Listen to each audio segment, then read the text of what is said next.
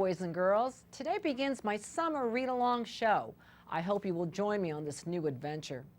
After browsing shelves at a local library, I discovered a fairly new book titled The Evolution of Calpurnia Tate, written by Jacqueline Kelly. The first thing I like to do before reading a book is to think about the title. What could the author mean, the evolution of Calpurnia? What does evolution mean? Change, growth, development? So maybe the story will be about how the main character changes, or maybe something about how living things develop, or even a little bit of both. So much for speculation. Curiosity got the better of me, and I read the inside flap and found out the story takes place in Central Texas in 1899. Our main character is an 11-year-old girl named Calpurnia, or Callie, who is instructed by her mother on how to be a lady. What other book does this remind you of? You guessed it, Catherine Called Birdie by Karen Cushman, an all-time favorite. Anyway, Callie learns many things, especially what it means to be a girl at the turn of the century. She learns about the natural world from her cantankerous, or bad-tempered grandfather, who is an avid naturalist, and how to deal with 6 brothers. Sounds like a great summer read.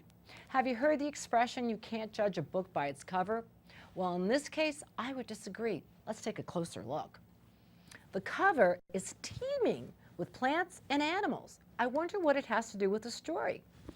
Well, it looks like there are 28 chapters in this book, and each chapter begins with a short quoted passage. That must be important. Like anything, sometimes what we read raises more questions than is answered. Chapter 1 begins with the origin of species. Where have I heard this before? Charles Darwin, of course, a British scientist born in 1809 who theorized about evolution and changed the way we think of the natural world. And here's a copy of The Origin of Species, and that's him on the cover. I wonder what Jacqueline Kelly's connection to Darwin is. I can't wait to get started. Wow, if I read 100 pages a week, I'll finish in no time. So are you guys up for the challenge? Great. I have a feeling this book is going to take us to some really neat places. I'll be back next week, same time, same place, and with a few surprises. And by the way, feel free to use my Moodle site with questions and comments, or send me your drawings that are inspired from this wonderful novel. Now, let's see. Chapter 1, The Origin of Species. When a young naturalist commences the study of a group of organisms quite unknown to him.